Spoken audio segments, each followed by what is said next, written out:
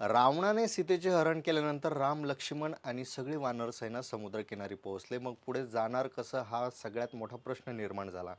मग हनुमानाला त्याच्याजवळ असलेल्या शक्तीची जाणीव करून देण्यासाठी बिनधास्तपणे सत्य सांगण्यात आलं. त्यानंतर त्यांनी उडी घेतली आणि लंकेत पोहोचले. सीतेला भेटल्यानंतर त्यांना पकडण्यात आलं, दरबारात हजर करण्यात आलं. बजरंगबलीने श्रीरामाचा निरोप बिनधास्तपणे रावणाला सांगितला, पण रावणाचा अहंकार दुखावला गेला. त्याने शेपटीला आग लावली आणि नंतर सगळी लंकाच राख झाली. हे आपण लहानपणापासून ऐकतच आलोय, पण इथं जसं हनुमानाने बिनधास्त निरोप सांगितला तसाच बिनधास्त आपला सांगितला असता तर हनुमान आले तसे निरोप घेऊन परत गेले असते. म्हणून बिनधास्त बोलणं अतिशय महत्त्वाचं आहे. आणि तुम्हाला तर माहितीच आहे की मी सूरजकुमार उषाबाई सुधाकर एकदम बिनधास्त बोलतो. आज अशाच बिनधास्तपणे नेत्यांच्या घरासमोर बिनधास्त हनुमान चालीसा बोलणाऱ्या नवनीत राणा यांच्या आगामी लोकसभा निवडणुकीबद्दल बिनधास्त बोलूया. गेल्या 3 राज्याच्या विधानसभा निवडणुकीत मिळालेल्या यशानंतर भाजपने आगामी लोकसभा निवडणुकीसाठी मोर्चे बांधणीला अजून वेग दिलाय. त्या दृष्टीने संघटनात्मक पातळीवर काम देखील सुरू झालंय. आगामी लोकसभा निवडणुकीत भाजपकडून आता 400हून अधिक जागा जिंकण्याचा प्रयत्न सुरू आहे. यासाठी साहजिकच मिशन 400 गाठण्यासाठी भाजपाला देशभरातील सर्व राज्यांमध्ये चांगल्या जागा जिंकाव्या लागतील. त्या अनुषंगाने महाराष्ट्रात अबकी बार 45 पार ही संकल्पनाही राबवण्यात येते.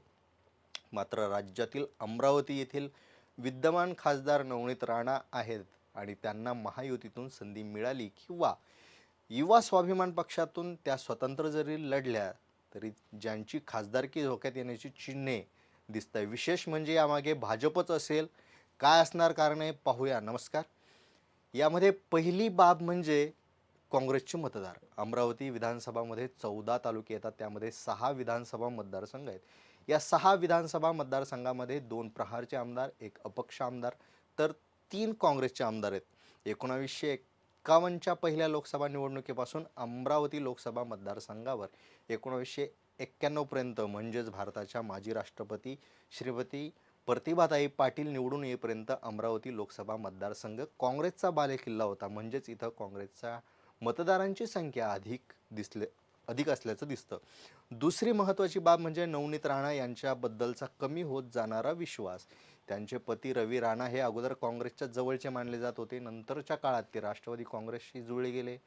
राष्ट्रवादीच्या पाठिंब्यामुळे अपक्ष खासदार म्हणून नवनीत राणा निवडून आल्या आणि महाविकास आघाडीची स्थापना झाल्यानंतर महाविकास आघाडीच्या विरोधाचीच भूमिका त्यांनी घेतली असंही आढळून आलं आणि नंतर त्यांनी भाजपाला समर्थन केलं. म्हणजेच अत्यंत अल्पावधीत बदलत जाणारी त्यांची भूमिका आणि पक्ष याबद्दलचा विश्वास कमी करणार आहे. तसंच त्यांनी भाजपासोबत हिंदुत्वाचा मुद्दा जो उभा केला आहे, अमरावतीच्या मतदारांचा विचार करता येथील जागा अनुसूचित जातीसाठी राखीव आहे. येथील अनुसूचित जातीचे मतदान जवळपास 20% मुस्लिम मतदारांचे प्रमाण 19% दिसून येतं. म्हणजेच राष्ट्रवादीच्या पुरोगामी भूमिकेमुळे त्यांना जो विजय मिळाला होता त्याच्याच विरोधात जाणारी भूमिका आता त्यांच्याकडून घेतली जात असल्याने दलित आणि मुस्लिम मतदार कदाचित त्यांच्यापासून दूर होऊ शकतात.